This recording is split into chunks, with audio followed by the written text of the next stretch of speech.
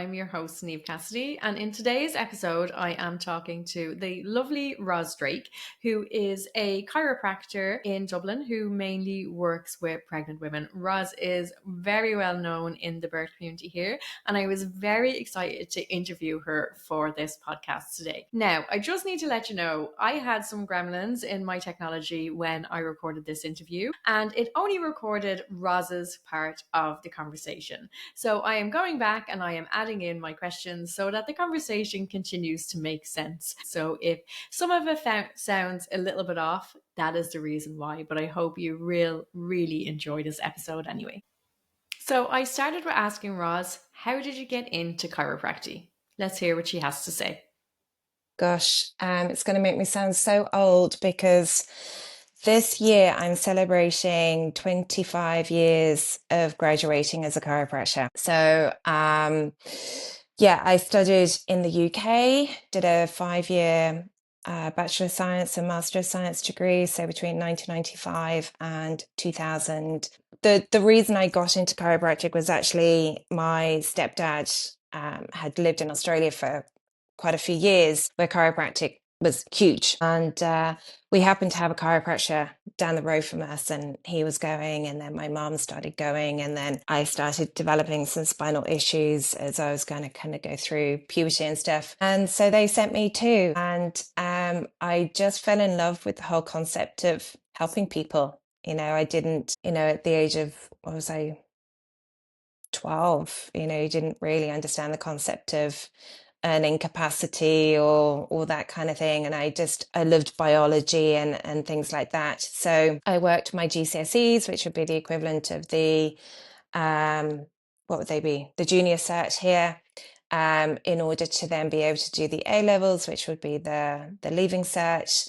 And 3 weeks after my 18th birthday, off I toddled to go and live a 3-hour drive away and study to become a chiropractor. It's all I've done. I know that almost sounds very strange these days that someone stays in one profession for so long, but I still absolutely love what I do. And then I asked her, how did she get into working mainly with pregnant women? It was my undergraduate year actually, and one of my good friends, she was actually the student union officer, and we had become friends over the years because her birthday was 2 or 3 days before mine, so we'd had joint birthdays while I was at college, and then while I was a final year student, she was pregnant, and as a final year student, you are scrounging around because you have to get a certain number of new patients and a certain number of treatments you have to achieve by the end of the academic year, otherwise you don't qualify. And so she started attending me for some chiropractic treatment, and I was just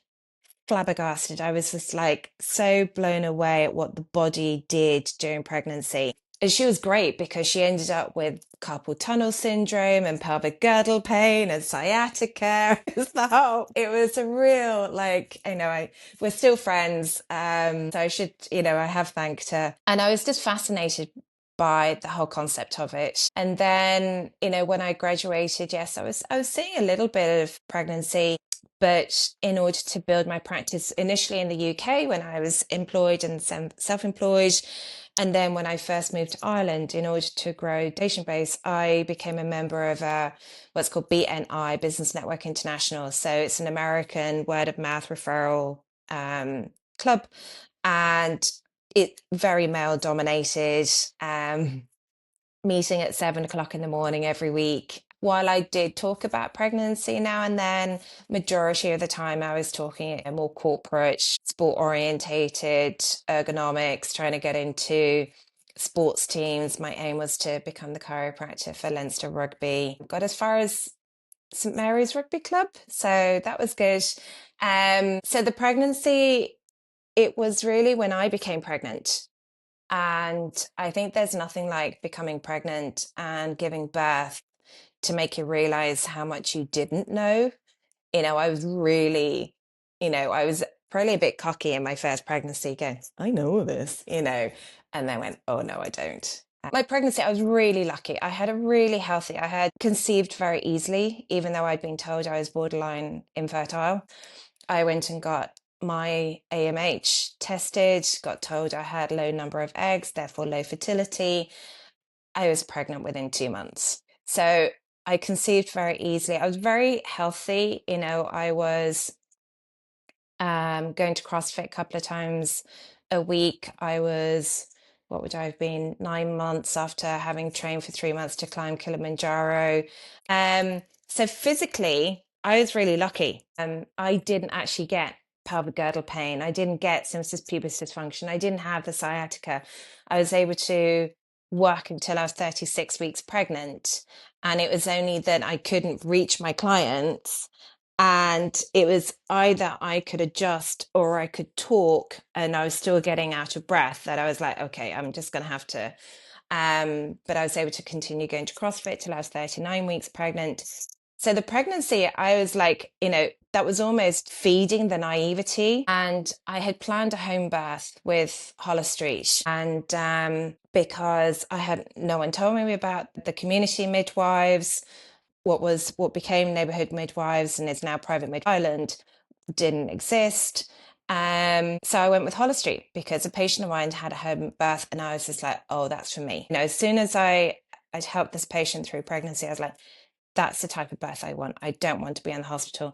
And I remember doing like a hypnobirthing course, and that I found really eye-opening. Aisling gave a statistic that, once they're in hospital, women have their babies in 12 hours. And I was like, no, and so it was that first birth. That's what emotionally and physically broke me open and showed me bullshit, sorry, that happens to most of us. So I had what's called prolonged rupture of membrane. My waters had broken. Given, depending on the facility, it could be 18 to 24 hours to go into active labor, which means getting to 4 centimeters. And to cut a long story short, because I'd been pushed on the clock, my body just shut down.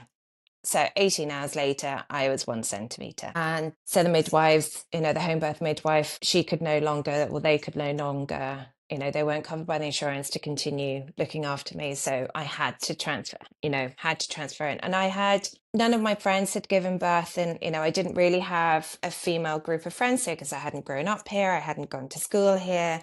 Didn't know about a doula, and all these kind of things. And so I went into the hospital, started with the IV antibiotics. I had like a meter square to move in, not really contracting at all. So they then said about the Syntocin, and I was really adamant to not wanting the epidural, not realizing it was actually the Syntocin, which is the torture. There is no other word. It is rough.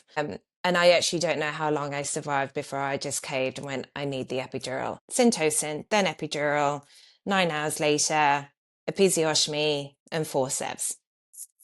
That typical cascade of intervention. However, within a few hours, I had a postpartum hemorrhage and didn't go home for 48 hours. When I did get home, a failed breastfeeding journey, I'd actually bulged my L4-5 lumbar disc with the coach pushing in the lithotomy position. My now husband, he only had 1 week paternity leave, so he ended up going back to the office 3-4 days after I got home from hospital. And I was home alone for hours, the whole working day. And so obviously you can probably tell it ended up in postnatal depression. So that's what really started to make me go, initially I self-blamed, as we do when we don't know any better. And it wasn't then until I was pregnant second time. And if I hadn't sort of accidentally got pregnant on a date night, I don't know if I would have actively conceived. And we hear this story so many times, the number of women who are so traumatized from a birth that they don't know if they want any more, and sometimes absolutely don't have any more. Or the women who go on to have the healing births, and which is what happened to me. So my second birth, didn't want to go anywhere near Hollis Street. The community midwives weren't able to look after me because of the PPH. I was now deemed not only I was geriatric on my first anyway, but I was now geriatric with a risk factor. So I went with the COOM but not really wanting a hospital birth, but not really knowing what my options were. And I was 7 months pregnant when what's now Private Midwives Ireland started functioning in or operational in Ireland, and I was able to transfer care. But it was having the appointment, the kind of initial, are you a suitable client appointment with them? And they went through my notes and they went, well, because of this is why this happened. And because of this, that's what that happened. And that equals that. And then that. And I was like, I'm not a failed mother. And that just opened that Pandora's box. And that's when I started doing a lot more reading and investigating and realizing that what happened to me was the fault of the system, that it wasn't my incapability of birthing a baby and that I'm not able to be a good mom, and all the what we hear so often now. I went on and had the most incredible, magical home birth, and if I'd been younger, I'd swear I would have had more just to have a home birth again. Oh, sorry, my husband's just going, what? If I'd been younger. So, that just started to open my eyes. And obviously, when we're in this space, we then bringing that into practice. And I could see in my pregnancy practice starting to grow. But interestingly, it was COVID that has actually probably quadrupled my pregnancy practice. So prior to COVID, I was treating maybe 30 pregnant patients a year. And then what happened during COVID is because of what happened in maternity services, a lot of women were going elsewhere, the social media, for information, and they were hungry for the information. And I was able to remain open as well. So I can't remember my stats in 2020, but in 2021, I treated 181 pregnant women. Last year, so in 2024, it was 130. So it's been 500 women in the last 4 years. And it's 915 in the last 11 years. So it's proportionately, it's since COVID. Yeah. It's, so this year I'm going to hit my 1000th pregnant patient, and you learn from each client, and I'm seeing a shift, obviously a lot more home births. Now I'm becoming the sort of the chiropractor for free birth, because it's that inner cycle. So when you're trusted and known there's not going to be judgment and whatever else, then they're the people you attract. So I love it. It's challenging when you hear, it's that same conversational that, either the women who are choosing to birth outside the system or the ones trying to stay in the system but trying to keep their autonomy, and the same arguments that, and the false information they're being fed. So it can be challenging as a practitioner and that's why I'm actually sometimes glad to have the non-pregnant patients in, the 30-year-old male with the gym injury and because working in pregnancy, we see it with the midwives, they get burnout. Yeah, vicarious trauma really is something that we need to be aware of and be careful of. I've done an episode on it before, but it is really something that us as birth workers need to be mindful of, because we do hear a lot of stories of challenges and birth trauma, and a lot of that we can take on board. Some of it we can use for good in changing the system, but we also have to mind ourselves in that. So I know when I get a client who hasn't experienced birth trauma or actually has an absolutely wonderful birth and they tell me all about it, that really does help me to keep going, as well as all the things that I have to do to mind myself too. I did have to go and have some birth trauma resolution, but that was only 4 years ago, coming up 5 years ago. And it was only that it had started to be talked about. But I went 7 years carrying that birth with me. And while the second birth was partly healing, I hadn't really fully healed. And so there were times that women would come in with that, oh, I had a magical birth or an amazing home birth, and the pangs of jealousy. and I knew it wasn't right, but I'm over that now. I'm good, whatever birth I'm here for. But last year, and I know I carry my heart on my sleeve, but last year I've found emotionally and physically very challenging as an individual and as a practitioner. I had lost my biological father in August of 2023, which was very unexpected. I'd only seen him 3 weeks previously in Spain, and I'm an only sibling or only child. A few months later, my mental health kind of was affected. A few months later, my physical health started to be affected. And then there was an incident in the maternity world, and one of my patients died in childbirth. Nothing to do with me, but I'd only seen her the few days previously. There was a lot of bullshit online of her birth choices, and it broke me. There was a mixture of, I was still grieving my dad, perimenopause, burnout, then this. I'd already considered closing my clinic a couple of months earlier because of the physical pain I was in. And then I decided, no, keep going, keep it open. And then this happened. And I was actually going, I can't treat pregnancy anymore. That's it. I'm done. We were due to go on holiday, and came back from holiday, and I was like, no, I'm okay. I just needed a break.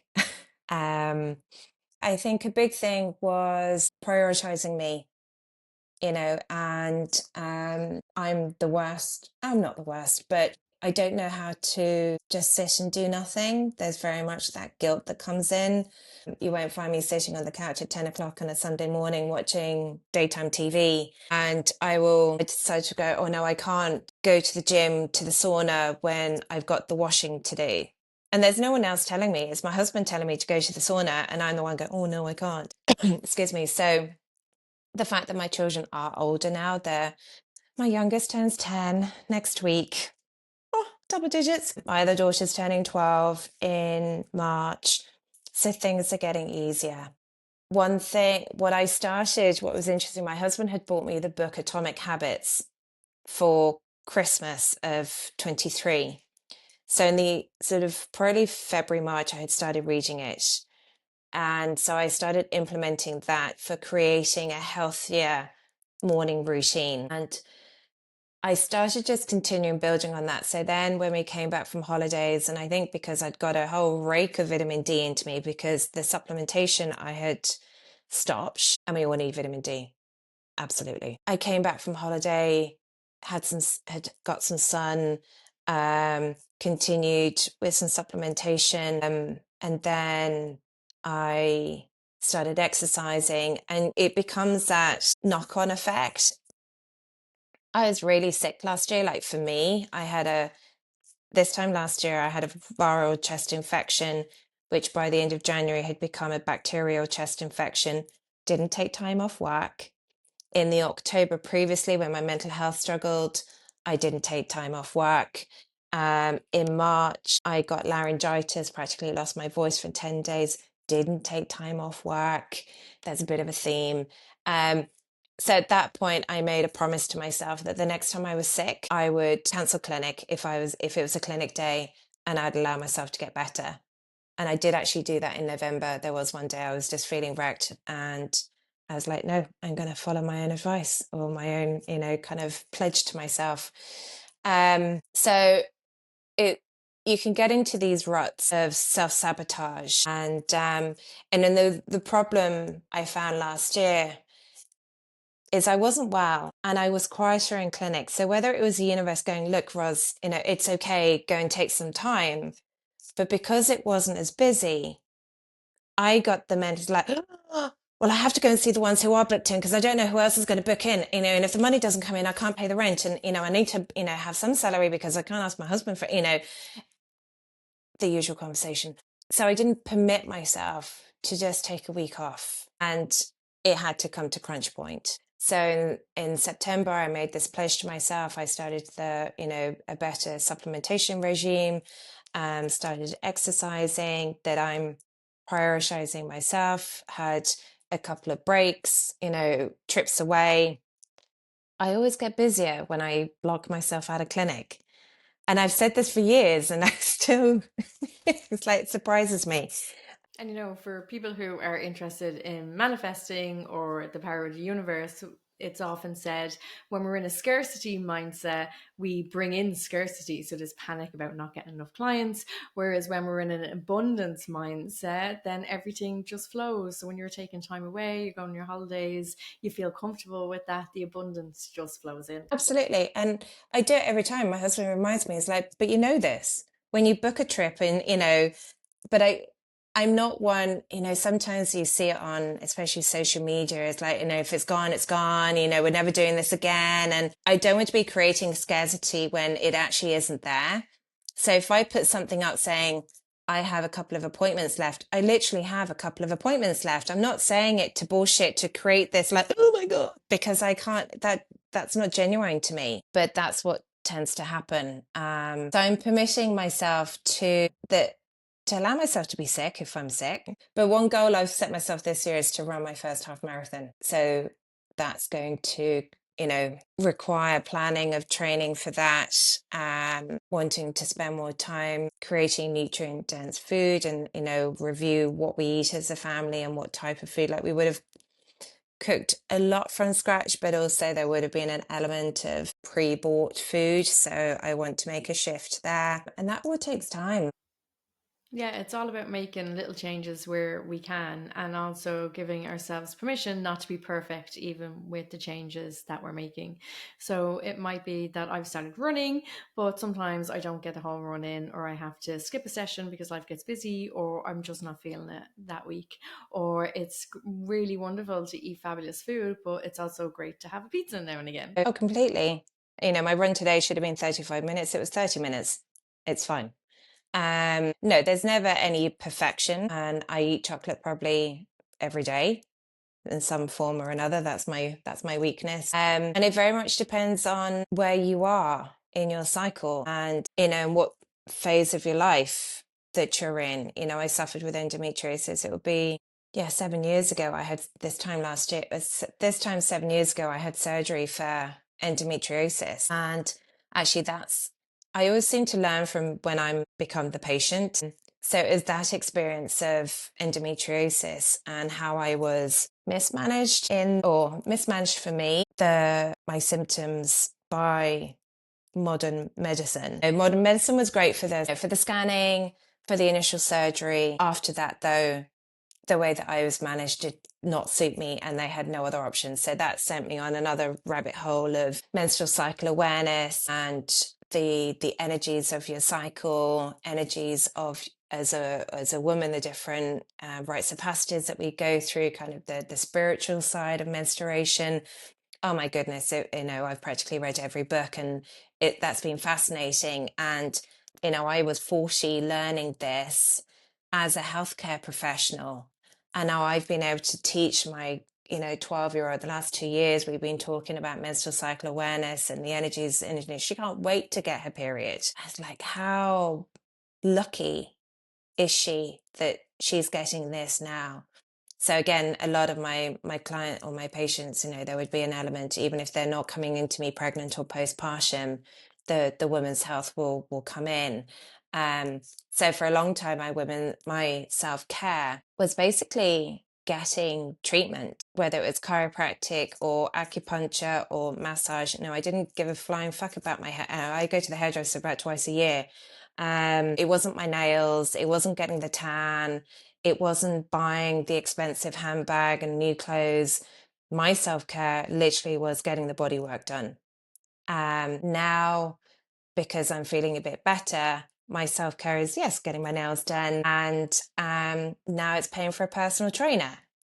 So I find the way that I talk to patients is about creating a team around you and then working out who you need at any particular time. And you might do the course of chiropractic and then back off from that because, you're starting with a personal trainer, or you then feel it's more the acupuncture that you need, or because there's only so much time that we have in a week and there's only so much money that we have that we can't be affording to do it all at the same time, and you don't need to be doing all of it at the same time.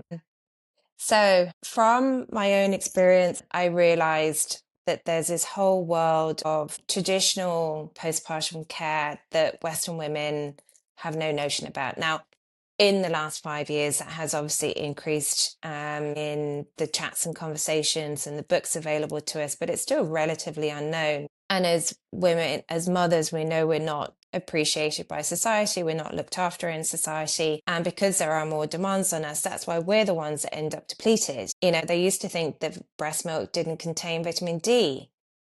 And so you now, you know, you're told, even now you're told to supplement, give drops, vitamin D drops to the baby.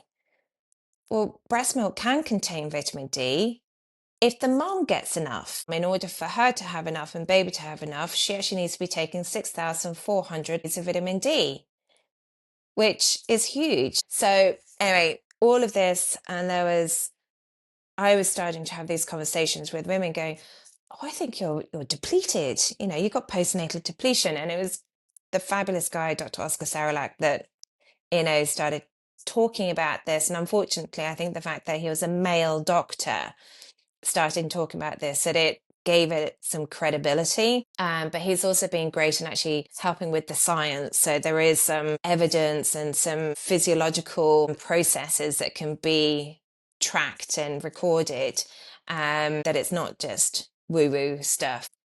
I'd been talking to someone in particular, and I was saying, you know, she'd been plant-based and had some miscarriages and was feeling really shit. And I was like, really sorry to say this, I think you need some bone broth. And I'd always been fascinated with food markets and individual food producers. And my granny was an amazing cook, always cooked from scratch, always had the proper butter and made bread and would serve up liver and onion and all this kind of thing. And the book, The First 40 Days, had sort of just come out and all this kind of thing. And a couple of months later, this person I'd been talking to puts a post on Instagram saying, oh, I'm making bone broth. You know, this book is amazing if you've had a baby. And I'm like, I told you about that book.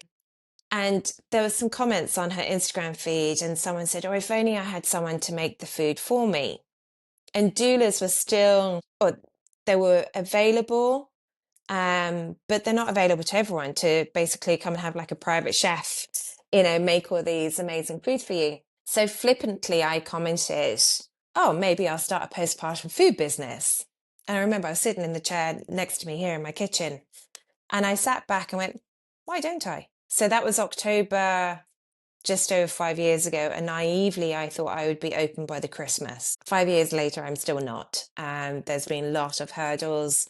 COVID, my manufacturer's premises burnt down and they got back up and running. We then had, you know, a couple of issues with I decided I wanted a range of products that would help women through the pregnancy and postpartum phase, including breastfeeding. And I had, you know, it's going to be breakfast broth, savory snacks, sweet treats, lactation enhancers. They were going to be vegan and carnivore and hampers and all this. And with all these setbacks and hurdles, I then thought, right, let's just simplify. You know, that can be the big goal. Let's just bring it down. Simple, baby steps. And so I decided on my one standalone product. We needed to tweak it from a formulation point of view. And when I was waiting for the come and test it, you know, come and try it in the kitchen, I got the we're going in liquidation call instead. So this time last year, that's when I got that information. I then had to find a new manufacturer. And I was wanting to tweak the recipe again, and then found it just completely fell apart. And I'm not a food scientist. I'm not a chef. So I have found an expert to help me. And I think we're close. It will launch this year. Don't know when. I'm sick of saying, yes, it will be when, and it's not. But I do think it's an opportunity for education, for community. You know, as humans, since the beginning of time of 200,000 years ago, when we started to exist, humans would congregate and bond over food. And new moms or moms, however long postpartum, we still need to be nurtured and nourished in all senses, emotionally, physically, nutritionally, spiritually. And I think if we do look after mothers better, they're going to come through postpartum, that initial postpartum phase, much healthier, much happier. And the ripple effect through society will be felt. So, how did you keep up your resilience throughout all of this? That's one word, stubbornness. Um, I am very, very stubborn, but I think there's just this voice, this intuition that I couldn't let go of. And before I had the idea for the food business, I actually thought I'd be setting up a bone broth business. From having read the benefits of bone broth, and I know you're vegetarian, and I had gone to Galway to see a friend, and I told her all about it. And I remember driving back from Galway, the kids were asleep in the back, and I had designed the whole recipe book and the front cover and all the rest of it in the 3-hour drive home. And I had stopped off for petrol and texted my husband going, I've had a really exciting food business idea. And he's like, great, can't wait to hear about it. And so he was imagining it would be something to do with chocolate. So when I went, bone broth, he went, what? And he had visions of me in the kitchen just surrounded by like beef carcasses. So I then went, yeah, but it's like, yes, that might be part of it. And then I'd had an idea for, actually a few months before that, was a healthy coffee. Because, practically every mom relies on coffee. There's nothing in coffee, it's nutritionally dead. And so it's like, there must be things that we can put into coffee to make it better. And at the time, I had a barista training school on the top floor of my office. And I still have the email that I sent him before going up and having a chat about collaboration with him, about creating a coffee that had herbs or spices or collagen or something. And so I had that idea. And it was something like, yeah, oh no, no. So I had these little thoughts, and it was kind of developing. And Mama's Golden Food. And I think because it kind of as a chiropractor, I'm still passionate about what I do, but I'm one-to-one, it's appointments. You're exchanging your time for money the whole time. It's a very physical, and because of the way that I work, I have quite long appointment times. I do get invested in my patients. I do try, I don't just sort of get them in, go, where's your pain, whack, crack, see you next week. I sit there, I engage with them, and, I love it, but it's, difficult at times as well. And having gone through the endometriosis journey and starting to face perimenopause and menopause, I was like trying to look at what else could I do that wasn't constantly exchanging my time for money. And that's why the initial plan was to have someone else that was going to make it, package it, and post it for me. Now I'm going to have to take back some of those roles, but that's going to be short term because I don't want to be the one packing up the boxes, a couple of times a week. But it got me really, it's like, this has a creative element to it and education element to it. Like I like to think the way that I talk to patients, I've been told I explain things really well. So I know I have a lot of information I can give. So this will give a platform that I could do talking events. There might be creating an app, an online community.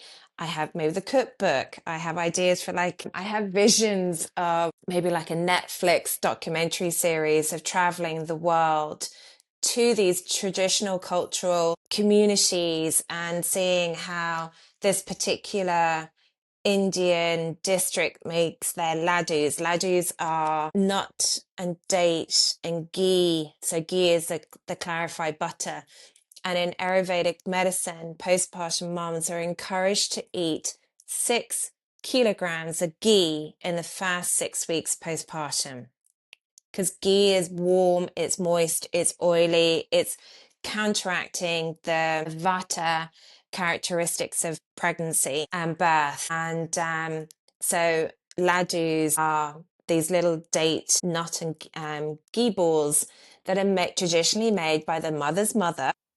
Oh, I think I've had them. I obviously go to see lots of breastfeeding parents and pregnant parents as well. And often the mother or the mother-in-law will be there. So definitely when I have had different Asian families, I've got to taste lots of different treats. And I think I've had them before. Yeah. Yes, yes. So the idea is that they would have one on their bedside locker.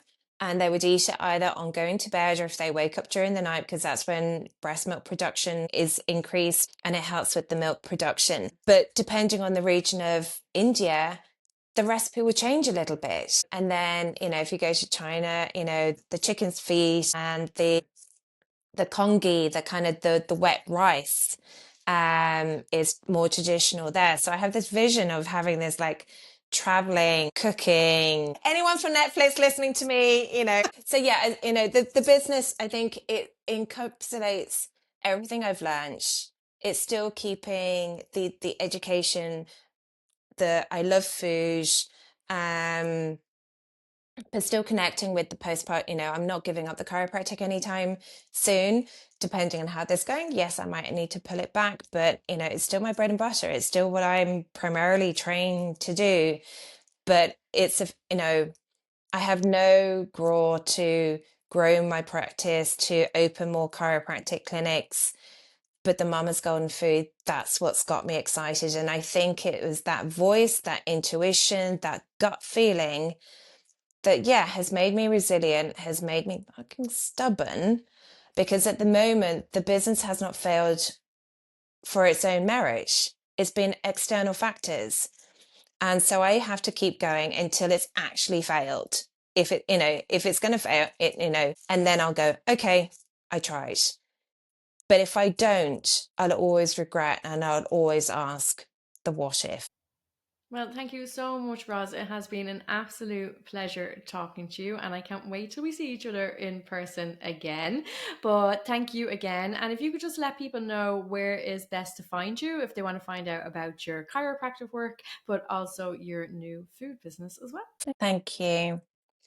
So, my chiropractic clinic is called Drake Chiropractic. On Instagram, it's Drake_chiropractic. There aren't many of me, so easy to find. I see for in person, I have some women have traveled extraordinary distances to come and see me. I have had women come from County Meath, Mullingar, Wexford, Galway, Donegal, Northern Ireland, like it's bonkers. Driving 2 hours each way, I think is just bonkers, but I'm always grateful. But majority are within the greater Dublin area. But if someone is from not able to come and see me in person, if they still want to reach out and I can still give them some, advice. And then my food business is Mama's Golden Food, and that is on Instagram. And you can sign up for a newsletter. You won't get anything from me at the moment. I haven't quite got into that. I kind of, this time last year, because I thought I was so close to launching, I was putting a lot of content out on social media and really pushing, signing up for the newsletter. And now I'm just like, people are going to get sick of me. So I'm just not until I actually have something a little bit more tangible. But on my Drake Chiropractic page, I do share a lot about food. So, a huge thank you to Roz. Thank you so much for being my guest. And thank you to all of you listeners and watchers on YouTube, because I did have to stitch all of that back together. So, I'm hoping that it all flowed seamlessly and made loads of sense. I can't wait to talk to you all again. Bye for now. Thank you, Neve. I appreciate it. Thank you.